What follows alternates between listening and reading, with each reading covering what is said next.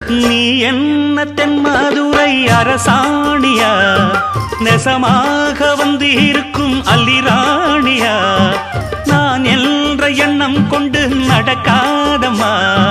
நடந்தா தங்கையா கிட்ட நடக்காதம்மா,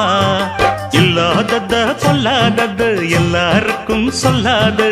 எம்மா எம்மா சும்மா சும்மா அங்கே இங்கே துள்ளாது, பெண்ணாக வந்தாலே பெரும்பாகியம், முன்னோர்கள் சொன்னாரடி ஒரு வாக்கியம், வாயாடியே போல